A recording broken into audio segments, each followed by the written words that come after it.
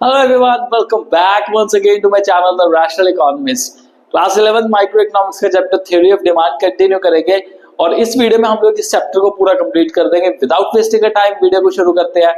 Channel को subscribe कर लेना और बेल आइकन को प्रेस कर लेना ताकि आपको लेटेस्ट वीडियो के नोटिफिकेशन साथ के साथ मिलते रहे। So let's start with the video.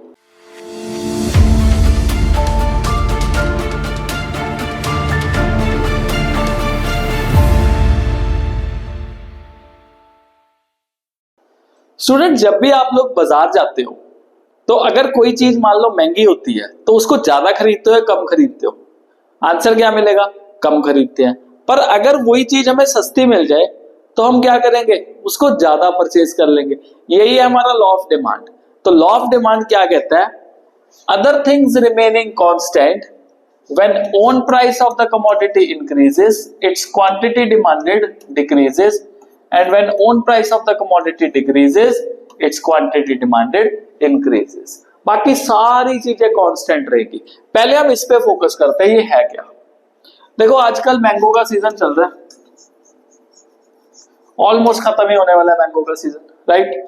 अब अगर मैंगो का प्राइस बढ़ जाए, क्योंकि सीजन जाते जाते मैंगो का प्राइस अब बढ़ेगा, तो लोग अब इसकी जो डिमांड है उसको क्या कर देंगे? कम कर देंगे।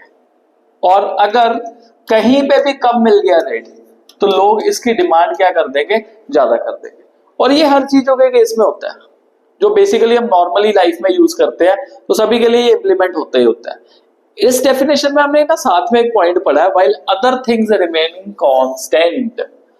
आपको याद होगा प्रीवियस वीडियो में हमने डिमांड फंक्शन पढ़ा था।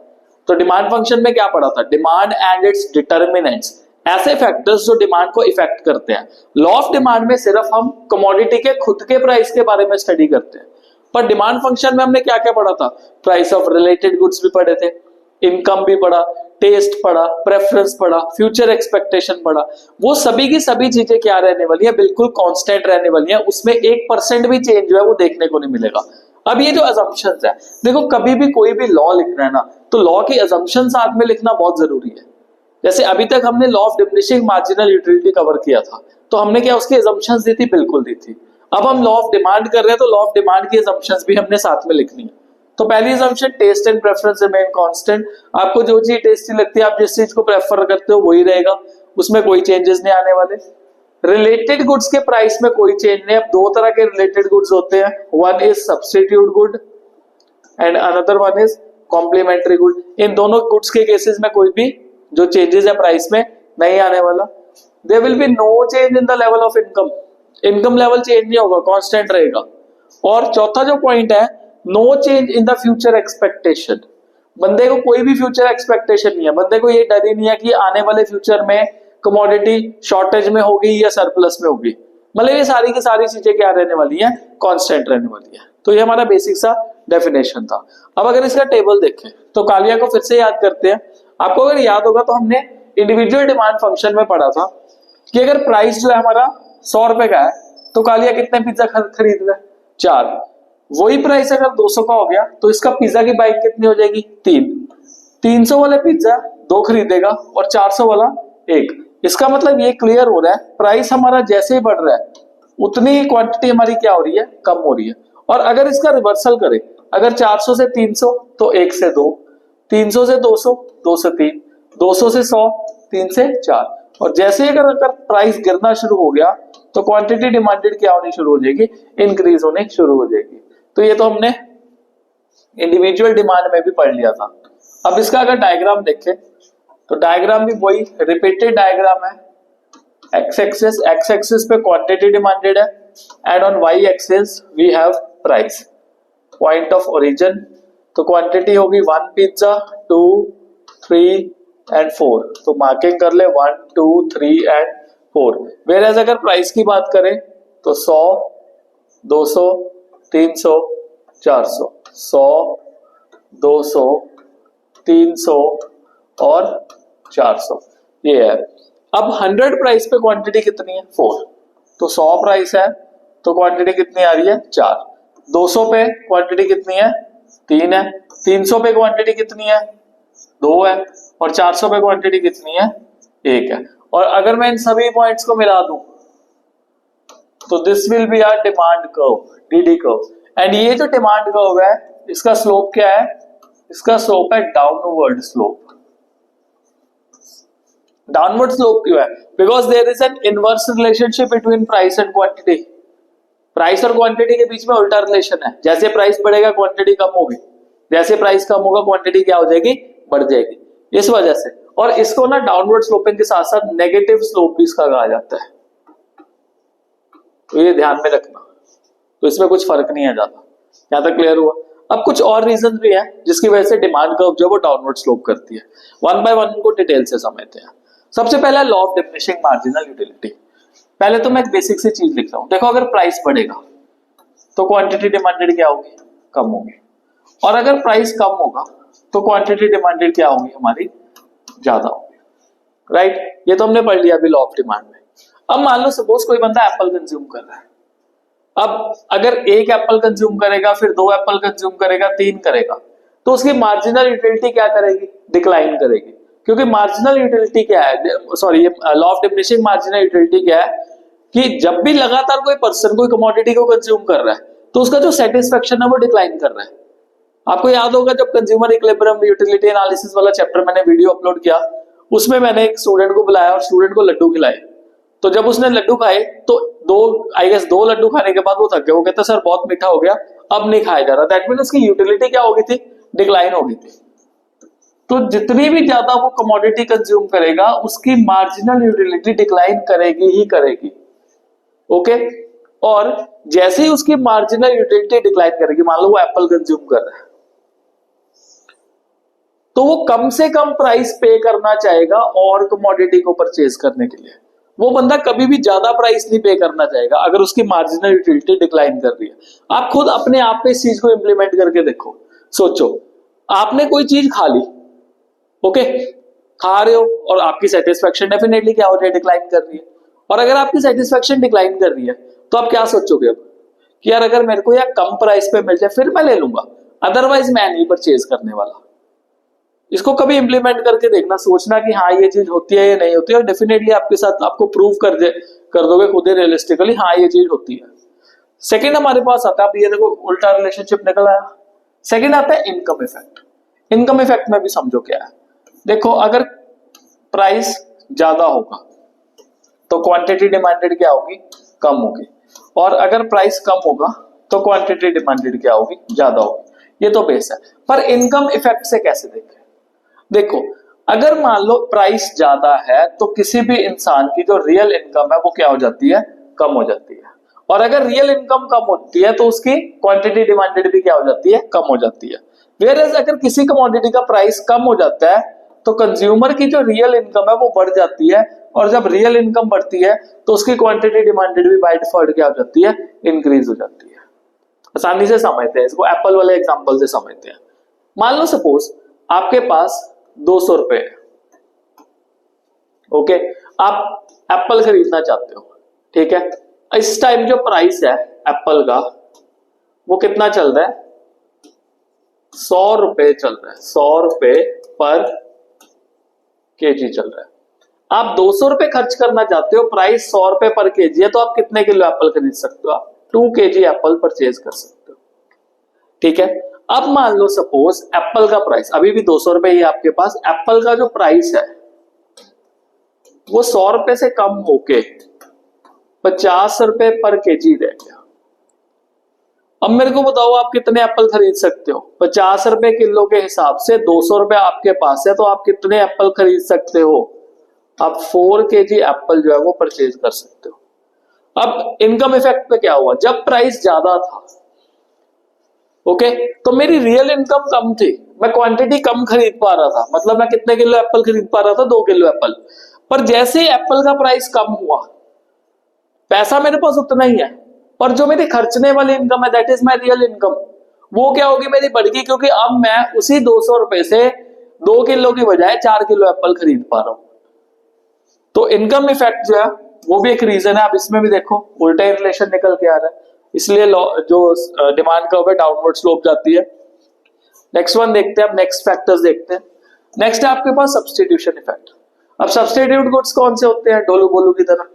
ऐसे गुड्स जो एक दूसरे की जगह पे यूज किए जा सकते हैं, those goods which can be substituted with each other are called substitute goods like Coke and Pepsi. अब सिंपली देखो, अगर मान लो हमारा गुड जो है ना, हम मान के चल रहे हैं हमें कोक पसंद है, राइट। अगर मान लो सपोज जो प्राइस है कोक का प्राइस जो है वो बढ़ गया, तो डेफिनेटली जो कोक की क्वांटिटी है वो क्या हो जाएगी, कम हो जाएगी। और पेप्सी की जो क्वांटिटी है वो क्या होगी, ज्यादा होगी। क्योंकि कंपैरेटिवली यहां पे हम क्या कंसीडर कर रहे हैं, जो पेप्सी का प्राइस है वो कांस्टेंट मान रहे हैं। अब कोक के कंपैरेटिवली पेप्सी का प्राइस क्या होगा, कम होगा। और अगर पेप्सी का प्राइस कम होगा तो लोग क्या खरीदेंगे, पेप्सी खरीदेंगे। इसको और इजी बनाने के लिए मान लो कोक का प्राइस कितना रुपए है, पहला इनिशियली 10 रुपए, और पेप्सी का प्राइस भी कितना रुपए है, 10 रुपए। मान लो कोक का प्राइस बढ़ के कितना हो गया, 15 रुपए हो गया। पेप्सी का अभी भी कांस्टेंट चल रहा है, 10 रुपए चल रहा है। तो लोग क्या करेंगे, यार कोक की क्वांटिटी कम कर देते हैं, पेप्सी की क्वांटिटी बढ़ा देते हैं। तो फिर से उल्टा रिलेशन आ गया। और उसके बाद अगर मान लो अब पेप्सी का प्राइस कांस्टेंट होने के बाद कोक का प्राइस जो है वो कम हो गया, और कम हो गए 5 रुपए रह गया। होता नहीं वैसे 5 रुपए, पर हमने एग्जाम्पल के लिए कर लिया। अब कोक की डिमांड क्या होगी, बढ़ेगी। वेयरएज पेप्सी की जो डिमांड होगी वो क्या हो जाएगी, कम हो जाएगी। क्योंकि अभी पेप्सी जो है वो कोक के कंपैरेटिवली क्या है, महंगी है। तो वो रिलेशन जो है फिर भी बन रहा है। तो इनवर्स जो है वो आ रहा है। यहाँ पे देखो कोक का प्राइस बढ़ते इसकी डिमांड क्या होगी, कम होगी। और अगर कोक का प्राइस कम हुआ तो कोक की डिमांड क्या हो जाएगी, बढ़ जाएगी। हम सब्स्टिट्यूशन को छोड़ देंगे फिर। Next one is size of consumer group. देखो जितने ज्यादा कंज्यूमर ग्रुप्स होंगे ना, जितने भी नंबर ऑफ कंज्यूमर्स हाई होंगे, उतना ही क्वांटिटी डिमांडेड इंक्रीज होगा। और कंज्यूमर कब ज्यादा होते हैं, तो खुद सोचो, मॉल वगैरह में हम कब जाते हैं ज्यादा शॉपिंग करने। देखो जिनके पास तो बहुत पैसा है वो तो खरीदेगा ही खरीदेगा, उसको कोई फर्क नहीं पड़ने वाला, उसको ज्यादा दिक्कत नहीं होती। पर जिनके पास लिमिटेड इनकम है, रिसोर्सेज लिमिटेड है, और मेजोरिटी लोगों के पास रिसोर्सेज लिमिटेड है, तो कंज्यूमर बेस कब बढ़ेगा, कंज्यूमर बेस तभी बढ़ेगा जब प्राइसेस क्या होंगे, कम होंगे। और ये जो बिग सेल्स लगती है, अब जैसे अब ग्रेट इंडिपेंडेंस डे सेल लगने वाली है, अमेजोन या फ्लिपकार्ट पे सेल्स लगेगी, तो अब कस्टमर का रश जो ज्यादा होगा। क्यों ज्यादा होगा, बिकॉज प्राइसेस क्या हो गया, कम हो गया। प्राइसेस कम होंगे, कस्टमर ज्यादा आएगा, कस्टमर ज्यादा आएगा तो डिमांड भी क्या होगी, हमारी इंक्रीज होगी। और अगर कंज्यूमर मान लो कम है, कंज्यूमर कम कब होते हैं, जब प्राइस ज्यादा होते हैं, और उस टाइम पे क्वांटिटी क्या हो जाती है, कम हो जाती है। अब भरी विंटर्स में खुद सोचो, पूरा विंटर है, उस टाइम पे जो विंटर क्लोथ्स है वो सस्ते मिलेंगे या महंगे मिलेंगे, महंगे मिलेंगे। उस टाइम कंज्यूमर ग्रुप क्या होगा, कम होगा। लोग खरीदना तो पड़ेगा ही, देखो मजबूरी है, मजबूरी में खरीदना पड़ेगा। पर लोग ज्यादा कब खरीदते हैं, जब ऑफ सीजन होता है, बिकॉज उस टाइम पे उनको लुक्रेटिव ऑफर्स मिल जाते हैं। ऑफर मिलते हैं तो उसको देखते देखते वो लोग पागल हो जाते हैं, यार खरीद लो, ये भी खरीद लो, वो भी खरीद लो, सस्ता मिल रहा है। तो सस्ते के चक्कर में चीजें खरीदी जाती है। फिर आते हैं डिफरेंट यूजेस। देखो अगर प्राइस कम है तो डिफरेंट यूजेस, क्वांटिटी डिमांडेड क्या होगी, ज्यादा होगी, क्योंकि हम डिफरेंट यूजेस जो है वो ज्यादा करेंगे। मिल्क का ही केस देखते हैं। अगर मिल्क मान लो सपोज ये पैकेट जो है वो 20 रुपए का हो जाए, है तो बहुत महंगा, पर अगर ये 20 का हो गया तो इसका प्राइस क्या हो गया, कम हो गया। अब जो बंदे मान लो 3 किलो दूध खरीदते हैं तो वो कहते चल यार 20 का ही हो गया, 5 किलो खरीद लेते हैं, सस्ता मिल रहा है, 5 किलो खरीदेंगे। अब ये दूध का क्या क्या बनाएंगे, दही भी बना लेंगे, लस्सी के लिए काम आएगा। उसके बाद ये घर में घी बना लेंगे, या कोई मिठाई बनाएंगे, खीर वगैरह बनाने की सोच लेंगे। तो बहुत सारी चीजें जो बन सकते हैं, खोया बन सकता है। तो डिफरेंट यूजेस के लिए इसको किया जाएगा। और जैसे ही देखो प्राइस कम हुआ तो क्वांटिटी क्या होगी, बढ़ गई। अलग अलग यूजेस के लिए हम क्या करने लगे चीजों को। पर अगर अब मैं कह रहा हूँ कि 20 का पैकेट हो जाए, अमूल वाले कहते नहीं यार 50 रुपए का पैकेट कर दो इसको। आधा किलो का पैकेट मान लो 50 का हो गया, अब कंज्यूमर हो गया, अब इसकी क्वांटिटी डिमांडेड क्या कर दो, कम कर दो, और इसके जो डिफरेंट यूजेज है उसको भी कम कर दो। अब दूध को सिर्फ और सिर्फ ड्रिंकिंग पर्पस के लिए यूज कर लो, या चाय P low, coffee P low, या फिर सिंपल जो दूध है वो पी लो। ठीक है जी। तो ये इन कारणों की वजह से जो डिमांड का डाउनवर्ड स्लोप होता है। अब कुछ ऐसे कारण भी है जिसमें डिमांड कर्व जो है वो डाउनवर्ड स्लोपिंग नहीं जाता। अभी तक हम जो डिमांड कर्व का स्लोप है वो इस तरह से देख रहे थे कि demand curve is downward sloping from left to right. Okay क्यों था? Because there was an inverse relationship between price and quantity demanded. Price बढ़ रहा था, क्वांटिटी कम हो रही थी, और प्राइस कम हो रहा था, क्वांटिटी बढ़ रही थी। पर कुछ एक्सेप्शंस ऐसी हैं जो लॉ ऑफ डिमांड के लेके है कि ये कहती है कि जो डिमांड कर्व है आपका, ये अपवर्ड स्लोपिंग जाता है, इस तरह से जाता है, पॉजिटिव स्लोप है। मतलब प्राइस जब बढ़ रहा है तो क्वांटिटी डिमांडेड बढ़ रही है, और प्राइस जब कम हो रहा है तो क्वांटिटी डिमांडेड क्या हो रही है? कम हो रही है, इस तरह से। अब ऐसे कैसे हो गया पॉसिबल? तो इसके भी बेसिकली 3 सिनेरियोज हैं। पहला है गिवन गुड्स, दूसरा है वेबलन, और तीसरा है irrational judgement. One by one देखते हैं।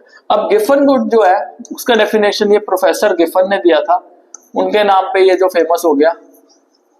और ये गिवन गुड्स बेसिकली कंसिडर किए जाते हैं इंफीरियर क्वालिटी ऑफ गुड्स, और most of the under developed economy में इसका एग्जांपल जो है वो सूट करता है। फॉर एग्जांपल ये जो कोर्स व्हीट फ्लोर है और जो वेजिटेबल व्हीट और मीट है, अगर हम इसको कंपेयर करें तो जो व्हीट फ्लोर है एज कंपेरेटिवली चीप है किसके? वेजिटेबल और मीट के, ये कॉस्टली है। और अंडर डेवलप्ड इकोनॉमी में आप लोगों को तो एक चीज पता है कि लोगों का इनकम कितना होता है, लोगों का इनकम कम होता है, तो सिंपली इसका प्राइस क्या है? कम है, और इसका प्राइस क्या है? ज्यादा है। तो पहली बात तो लोग अभी ये कंज्यूम करेंगे, जो व्हीट फ्लोर है इसको कंज्यूम करेंगे, और इसको कंज्यूम करना इनके लिए कुछ हद तक इम्पॉसिबल ही होगा। अगर मान लो महीने में एक बार खरीद भी लिया तो ठीक है, बट रेगुलर बेसिस पे ये लोग नहीं खरीद पाएंगे। अगर मान लो सपोज इस व्हीट फ्लोर का रेट बढ़ जाता है, पर व्हीट फ्लोर का रेट उतना नहीं बढ़ेगा जितना अभी भी वेजिटेबल और मीट का प्राइस है। मान लो जो व्हीट फ्लोर है उसका रेट बढ़ के लेट से मैं रुपीज में कर रहा हूं 20 रुपए हो गया, पर अभी भी जो मीट और वेजिटेबल है मान लो कितने रुपए के हैं? 100 रुपए के। तो गरीब बंदा यार अभी भी इस चीज को अफोर्ड नहीं कर सकता, वो फिर भी कहेगा यार मैं अभी ये व्हीट फ्लोर ही कंज्यूम कर लूंगा, बिकॉज एटलीस्ट ये मेरी पेट को फुल तो कर देगी, रोटी खा के हम फुल तो हो जाएंगे, प्रोटीन और कार्ब्स तो हमें मिल जाएंगे, राइट? तो अब इसमें अगर प्राइस बढ़ा भी, फिर भी क्वांटिटी डिमांडेड किसकी बढ़ी है? अभी भी गिवन गुड की बढ़ी है। हम वेजिटेबल और मीट को अभी भी कंज्यूम नहीं कर पा रहे। This is called as given effect. Second one is Veblen goods. अब ये वेबलन गुड्स क्या है? अब नीता अंबानी जी का फोटो लगाया, मुकेश अंबानी जी के वाइफ है, तो इन्होंने हार पहना हुआ है बहुत महंगा। अब मेरे को बताओ क्या ये सस्ता हार पहनेंगे? नो। हाई प्रोफाइल लोग जो सोशल स्टेटस को प्रूव करना चाहते हैं, जिनको लगता है सोसाइटी में अगर हमें जाना है तो हमें बहुत ही ज्यादा महंगी चीजें खरीदनी पड़ेंगी, तो उस केस में जितना प्राइस बढ़ेगा क्वांटिटी डिमांडेड भी उतनी बढ़ेगी, और जितना प्राइस कम होगा क्वांटिटी डिमांडेड भी उतनी कम होगी। अमीर बंदा महंगी चीजों को ज्यादा प्रेफर करेगा। अगर आप जो पुराने नाटक वगैरह होते थे तो उसमें नाटक वगैरह में जो लड़ाकी लड़ाकी औरतें होती हैं वो क्या कहती है? मेरी 3 लाख की साड़ी है, मेरी 10 लाख की साड़ी है, मेरा 20 लाख का हार है, मैं तो यही खरीदूंगी। अमीर अमीर जो बंदियां हैं, तो वो क्या है? वो वेबलन इफेक्ट है। उनको सस्ती चीजें राशि नहीं आती। 3 इडियट्स देख लो, 3 इडियट्स में वो जो आई गेस सुहास नाम होता है, मेरी 1.5 लाख की शेरवानी, रोता रहता है, क्योंकि उनको प्राइस से इतना ऑब्सेशन होता है। तो उनको लगता है कि जितना प्राइस ज्यादा होगा उतनी हम क्वांटिटी ज्यादा करेंगे, right? Next one is irrational judgement. Irrational judgement क्या है? कई बार ना हमारे पेरेंट्स ही कह देते हैं यार जो महंगी चीज है ना वो अच्छी होगी, तो कभी यूज नहीं की चीज, बट स्टिल वो एक दिमाग में मिथ बैठी हुई है, महंगा है तो अच्छा होगा। तो उस वजह से क्या होता है कि जिस चीज का प्राइस ज्यादा होता है उस चीज की क्वांटिटी ज्यादा होती है। आपके पेरेंट्स ने भी कभी ना कभी कहा होगा यार महंगी अच्छी होगी खरीद ले, पर ऐसा जरूरी नहीं होता, और अगर इसका प्राइस कम है तो क्वांटिटी भी कम करो। तो ये 3 एक्सेप्शन है जो लॉ ऑफ डिमांड को मतलब बताती है कि ये इनवर्स रिलेशनशिप नहीं होगा, ये पॉजिटिव रिलेशन है। अगर प्राइस बढ़ेगा तो क्वांटिटी बढ़ेगी, प्राइस कम होगा तो क्वांटिटी क्या होगी? कम होगी। Now next topic is movement along the demand curve. The movement along the demand curve refers to extension and contraction in the demand due to change in own price of the commodity when other things remain constant. Extension मतलब बढ़ना। घर पे extension wires होते हैं, extension boards होते हैं, तो वो क्या होते हैं? एक्सटेंड हो जाते हैं, जितनी तार खींचनी है खींच लो। एक्सटेंशन मतलब बढ़ना, और कॉन्ट्रैक्शन मतलब कॉन्ट्रैक्ट करना, इसको सिकोड़ लेना। तो कॉन्ट्रैक्शन का मतलब क्या हो गया? कम हो गया। तो movement along the demand curve हमें यही चीज बताती है कि it refers to extension and contraction in the quantity demanded due to change in own price of the commodity। मैंने वही बात बताई कि सिर्फ अपना प्राइस कमोडिटी का चेंज होगा, बाकी जितनी भी चीजें वो कांस्टेंट रहेगी। बाकी कितनी चीजें होती हैं? रिलेटेड गुड में कोई चेंज नहीं आने वाला प्राइस में, इनकम में कोई चेंज नहीं आने वाला, टेस्ट एंड प्रेफरेंस में कोई चेंज नहीं आने वाला, सोसाइटी कल्चर में कोई चेंज नहीं आने वाला, फ्यूचर एक्सपेक्टेशन में कोई चेंज नहीं आने वाला। तो किसी चीज में कोई चेंज नहीं आएगा, सिर्फ कमोडिटी का खुद का प्राइस या बढ़ेगा या फिर कम होगा। सो सबसे पहले एक्सटेंशन देखते हैं। एक्सटेंशन का मतलब क्या होता है? Extension refers to increase in quantity demanded due to decrease in own price of the commodity. जब कमोडिटी का खुद का प्राइस कम होता है तो क्वांटिटी डिमांडेड क्या हो जाती है? बढ़ जाती है। मान लो सपोज टेबल बनाते हैं, पहले 5 प्राइस है, क्वांटिटी 1 है, अगर 1 प्राइस हो गया तो क्वांटिटी कितनी हो जाएगी? 5 हो जाएगी। This is called extension. 1 से क्वांटिटी कितनी होगी? 5 होगी, मतलब क्वांटिटी बढ़ी। बढ़ी क्यों? बिकॉज कमोडिटी का खुद का प्राइस क्या हो गया? डिक्रीज हो गया। First point. अब इसका अगर डायग्राम देखें तो छोटा सा डायग्राम भी बना लेते हैं, क्योंकि आपका एक पॉइंट हो जाएगा इस डायग्राम में कवर। तो y एक्सिस पे प्राइस, x एक्सिस पे क्वांटिटी डिमांडेड, वो सेम रखना है, 1 and 5, 1 and 5। तो जब प्राइस 5 था तो उस टाइम पे क्वांटिटी कितनी थी? क्वांटिटी थी 1। और जैसे ही प्राइस 1 हुआ तो क्वांटिटी कितनी होगी? 5 होगी। और ये हमारा बन गया जी डिमांड कर्व। इसमें डाउनवर्ड स्लोपिंग शो करना है। अब एरो का ध्यान रखना, एरोस का ध्यान बहुत ज्यादा जरूरी है। तो जैसे ही प्राइस, ये देखो प्राइस 5 था, प्राइस 5 था, 5 से कम हो गए, कितना हो गया? 1 हो गया। वैसे जो क्वांटिटी है वो 1 से बढ़ के कितनी होगी? 5 होगी। इस पॉइंट पे आ गई। और अगर आप ये एरो देखो तो एरो इस तरह से जा रहा है, तो ये डिमांड कर्व जो है वो डाउनवर्ड जा रही है। सो डाउनवर्ड स्लोपिंग है। This is what extension of quantity demanded is. तो इसमें हमने क्या क्या पॉइंट पढ़ा? पहले हमने डेफिनेशन देखा, ओके। उसके बाद हमने टेबल बनाना है, टेबल के बाद हमने डायग्राम बनाना है, अगर डिफरेंस आ भी जाता है। और डायग्राम के बाद हमने शो करना है कि डाउनवर्ड स्लोपिंग है या अपवर्ड स्लोपिंग है। तो ये डाउनवर्ड स्लोपिंग है एरो के हिसाब से। उसके बाद आता है कॉन्ट्रैक्शन। कॉन्ट्रैक्शन मतलब क्या करना? कम कर देना, सिकोड़ देना, बिल्कुल छोटा कर देना। इसका मतलब डिक्रीज कर देना, ओके। अब कॉन्ट्रैक्शन का क्या मतलब है? Contraction in quantity demanded refers to decrease in the quantity demanded due to increase in own price of the commodity। जब commodity का खुद का price, own price of the commodity, it increases। अगर मान लो पहले प्राइस 1 था और क्वांटिटी डिमांडेड 5 थी, अब अगर प्राइस 5 हो गया तो क्वांटिटी डिमांडेड कितनी रह जाएगी? 1 रह जाएगी। इसको कहेंगे हम कॉन्ट्रैक्शन। देखो प्राइस 1 से बढ़ के 5, क्वांटिटी डिमांडेड 5 से घट के 1, मतलब कॉन्ट्रैक्ट होगी, कम होगी। अब इसका भी डायग्राम देखते हैं, बहुत ही बेसिक सा है, यहीं पे बना देते हैं। तो y एक्सिस पे बच्चों आएगा प्राइस और x एक्सिस पे आएगा क्वांटिटी डिमांडेड। मेरा एक स्टूडेंट था, बेचारा हमेशा ही कंफ्यूज रहता था। वो उसको जब भी पूछना, बता नरेंद्र x एक्सिस पे क्या आएगा, उसने कहना सर प्राइस, बड़ा कॉन्फिडेंटली, बड़ी भोली सी सूरत बना के बड़ा कॉन्फिडेंट हो गया, सर प्राइस आएगा। मतलब उससे 10 बार पूछ लो, 20 बार पूछ लो, सर प्राइस आएगा, प्राइस आएगा। वो फाइनली पेपर में सही करके आया। तो एक्स एक्सिस पे क्वांटिटी और वाई पे प्राइस। तो जब 1 प्राइस था तो क्वांटिटी कितनी थी? 5 थी। और जैसे प्राइस 5 हुआ क्वांटिटी कितनी आ गई? 1 आ गई। और ये देखो, तो डिमांड कर्व तो हमारा इस तरह से बन गया। अब ध्यान क्या रखना है? एरो पे ध्यान रखना है। अब देखो प्राइस 1 से बढ़ के कितना हुआ? 5। तो 1 से बढ़ के कितना हुआ? 5। और क्वांटिटी 5 से कम हो गई, कितनी होगी? 1 होगी। अब एरो का फोकस क्या है? ये देखो ऐसे, इस तरह से। अब कौन सा स्लोप आ रहा है? अपवर्ड स्लोप आ रहा है। उसमें कौन सा था? डाउनवर्ड। इसमें कौन सा है? अपवर्ड। डिफरेंशिएशन 4 बन गए। और हाँ, एक चीज बहुत इंपॉर्टेंट है, शायद एमसीक्यू में पूछी जा सकती है, जो मूवमेंट होती है डिमांड कर्व में, क्या वो सेम डिमांड कर्व पे होती है डिफरेंट पे? तो answer is same demand curve पे। Movement along the demand curve, along the demand curve, that mean एक डिमांड कर्व पे मूवमेंट हो रही है, यहाँ पे शिफ्ट की बात ही नहीं चल रही। तो this is a basic difference between extension and contraction. और इससे ही रिलेटेड एक टॉपिक आता है, वो होता है शिफ्ट इन डिमांड कर्व। बच्चे कंफ्यूज हो जाते हैं मूवमेंट और शिफ्ट में, बट शिफ्ट और मूवमेंट डिफरेंट है। शिफ्ट में क्या होता है?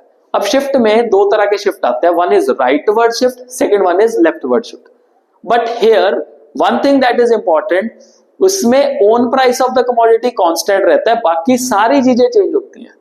बाकी सारी की सारी चीजें, रिलेटेड गुड्स के प्राइस में चेंज आएगा, इनकम में चेंज आएगा, टेस्ट एंड प्रेफरेंस में चेंज आएगा, फ्यूचर एक्सपेक्टेशन में चेंज आएगा, सभी चीजें चेंज होगी, पर own price of the commodity will remain constant. So it refers to increase and decrease in quantity demanded due to change in the factors other than own price of the commodity, भाई own price of the commodity will remain same. अब ये जो increase है ना, increase को हम rightward shift भी कह देते हैं। तो राइटवर्ड लेफ्टवर्ड बहुत इंपॉर्टेंट है ये टॉपिक सच में बहुत ज्यादा इंपॉर्टेंट है। 12th में भी काम आने वाला टॉपिक है ये, फॉरेन एक्सचेंज रेट में काम आता है बहुत ज्यादा, उसको ध्यान से समझना। अब इसमें देखो बेसिकली क्या है, अगर प्राइस 10 है तो क्वांटिटी कितनी है 100, अगर प्राइस 10 ही है तो क्वांटिटी कितनी होगी 200 होगी। प्राइस सेम है तो क्वांटिटी बढ़ कैसे रही है, क्योंकि बाकी फैक्टर्स भी डिमांड को इफेक्ट करते हैं भाई, अकेला प्राइस ही डिमांड को इफेक्ट नहीं करता, डिमांड को इफेक्ट करने के और भी बहुत सारे कारण हैं। तो ये हमारा बन गया टेबल। अब टेबल तो डायग्राम किस तरह से बनेगी यहां पे देखते हैं, x axis y axis, on x axis we have quantity demanded and on y axis we have price। Price तो कांस्टेंट है, कितना है 10 है, तो यहाँ पे 10 ले लो, हो गया जी 10 प्राइस। अब पहले क्वांटिटी कितनी है, यहाँ पे तो 0 आ गया, 100 एंड 200, तो यहाँ पे 100 और यहाँ पे 200 मार्किंग कर लो। तो ये एक लाइन लगा दो, और अगर डिमांड कर्व बनाऊंगा तो इस तरह से बन जाएगा। So this is D. अब आपको शाहरुख खान बनना पड़ेगा, तो शाहरुख खान इस तरह से पोज बनाता है, राइट। अब ये जो हाथ है मेरा, this is my right hand, और जो डिमांड कर्व है वो किस तरफ मूव करेगी, वो राइट साइड मूव करेगी। इसको D1 कहेंगे, शिफ्ट हो जाएगी right side. This is due to the factors other than own price of the commodity. इसमें ओन प्राइस तो कांस्टेंट है, पर दूसरे फैक्टर्स काम में आ रहे हैं। दूसरे फैक्टर्स क्या कर रहे हैं, डिमांड को शिफ्ट कर रहे हैं दूसरी जगह पे, कि भाई बढ़ तू 10 पे ही 100 क्वांटिटी से हम कहां पे पहुंच गए, 200 क्वांटिटी पे पहुंच गए। तो ये है इंक्रीज, राइटवर्ड, फॉरवर्ड भी कह देते हैं इसको। Whereas decrease in demand, जिसको हम लेफ्टवर्ड और बैकवर्ड भी कह देते हैं, उसमें क्या है, प्राइस 10 ही है, क्वांटिटी पहले कितनी है 200, और प्राइस कितना है यहाँ पे 10, क्वांटिटी कितनी होगी 100 की होगी। अब इसका डायग्राम देखते हैं। तो प्राइस विल रिमेन कांस्टेंट 10, यहाँ पे पॉइंट ऑफ ओरिजिन, यहाँ पे 200 और यहाँ पे 100। थोड़ा सा इस साइड कर लेते हैं, यहाँ पे 100। तो ये देखो, तो पहले हमारा डिमांड का इस तरह से बन गया डी। अब क्या हो रहा है, हमारा डिमांड कम हो रहा है, तो कम हो रहा है तो कौन सा शिफ्ट आएगा, लेफ्टवर्ड शिफ्ट आएगा, D0 इस साइड पे। तो वही फिर से पोज मारो, ये कौन सा आता है, लेफ्ट हैंड साइड है, तो कौन सी साइड पे शिफ्ट हो रहा है, लेफ्ट साइड पे। और यहाँ पे डिमांड 200 से कहां जा रही है 100 पे, यहाँ पे 100 से कहां जा रही थी 200 पे जा रही थी। गॉट इट, क्लियर हो गया यहाँ तक। ये था हमारा shift in the demand curve. But इनके रीजंस क्या है, हमें रीजंस भी जानने हैं। सबसे पहले हम देखते हैं यार इंक्रीज इन डिमांड के क्या रीजन है, हमारी डिमांड क्यों बढ़ती है। तो सबसे पहला कारण है इंक्रीज इन इनकम। जब भी यार बंदे का इनकम लेवल बढ़ेगा तो उसकी डिमांड बढ़ेगी, पर कौन से गुड्स की, this is also important part. Normal goods का डिमांड बढ़ेगा, इंफीरियर का नहीं बढ़ेगा। ये साथ में मेंशन जरूर करना है कि नॉर्मल गुड्स का डिमांड बढ़ेगा, अगर इंफीरियर का गए तो इंफीरियर का डिमांड कम हो जाएगा। इसको समझना तो प्रीवियस वीडियो जो हमने बनाया था उसमें देख लेना। Now increase in price of substitute good, अगर मान लो कोक का प्राइस बढ़ गया तो पेप्सी की डिमांड क्या हो जाएगी, बढ़ जाएगी। तो पेप्सी कौन सी साइड पे शिफ्ट हो जाएगी, राइट साइड पे शिफ्ट हो जाएगी। Decrease in price of complementary good, अगर पेट्रोल का रेट कम हो जाता है तो कार की डिमांड क्या हो जाएगी, बढ़ जाएगी। वैसे हम ऑलरेडी ये पॉइंट्स जो है पढ़ चुके थे। Taste and preference shift in favour, जब कोई कमोडिटी हमें अच्छी लगने लग जाती है तो उसमें क्या होता है, हमारा जो टेस्ट एंड प्रेफरेंस है शिफ्ट कर रहा है उस कमोडिटी के लिए, तो हमारा डिमांड बाय डिफॉल्ट क्या हो जाएगा, उसका बढ़ जाएगा, प्राइस इसका सेम है। उसके बाद when availability of commodities expected to reduce in the near future, अगर मेरे को लगता है यार ये कमोडिटी मेरे को ना फ्यूचर में नहीं मिलेगी, ये रिड्यूस हो जाएगी, कम हो जाएगी, तो मैं प्रेजेंटली इसका डिमांड क्या कर दूंगा, ज्यादा कर दूंगा। और प्रेजेंटली डिमांड ज्यादा करूंगा तो at the end of the day future मतलब आज की टाइम पे मेरा जो डिमांड है वो कौन सी साइड पे शिफ्ट हो जाएगा, राइट साइड पे। मेरे को फ्यूचर में डिमांड करने की रिक्वायरमेंट नहीं है। मेरे को लगता है कि यार जो पेट्रोल है, पेट्रोल वालों की मान लो सपोज स्ट्राइक होने वाली है, तो वहां पे कुछ ना कुछ एक्सपेक्टेशन है कि रिड्यूस हो जाएगा नियर फ्यूचर में, न्यूज आ गई, तो मैं आज ही टैंक वगैरह फिल करा के रख लूंगा कि यार दिक्कत नहीं आओ बाद में, तो आज ये डिमांड क्या कर दो, इंक्रीज कर दो, तो मेरा डिमांड राइटवर्ड साइड पे शिफ्ट हो जाएगा। ऑन द अदर साइड अगर हम डिक्रीज की बात करें तो डिक्रीज कब होता है, तो जब उल्टा है, सीधा सीधा उल्टा है, सिंपल। उस केस में इंक्रीज है, इस केस में क्या होगा, डिक्रीज इन इनकम। बट वही बात है नॉर्मल गुड्स, यहाँ पे हम नॉर्मल गुड्स का एग्जांपल ले रहे हैं, इंफीरियर का नहीं। Now decrease in price of substitute goods, अगर कोक का प्राइस जो है कम हो गया तो भाई पेप्सी की डिमांड भी क्या हो जाएगी, कम हो जाएगी। उस केस में क्या था, कोक का प्राइस बढ़ गया तो पेप्सी की डिमांड क्या हुई थी, ज्यादा हुई थी। Increase in price of complementary good, petrol का रेट अगर बढ़ जाता है तो कार का डिमांड क्या हो जाएगा, कम हो जाएगा। उस केस में क्या था, पेट्रोल का रेट कम हुआ था तो कार का डिमांड बढ़ा था। Taste and preference shift against the commodity, हमें कोई चीज अब पहले स्वाद लगती थी बट अब नहीं स्वाद लगती, तो अगेंस्ट शिफ्ट हो गया। तो अगर अगेंस्ट शिफ्ट हुआ तो उसका डिमांड क्या हो जाएगा, कम हो जाएगा। जैसे पहले कीपैड वाले मोबाइल फोन अच्छे लगते थे, प्रेफरेंस था हमारा, पर आज के टाइम पे हमें कौन से फोन पसंद है, हमें स्मार्टफोन पसंद है।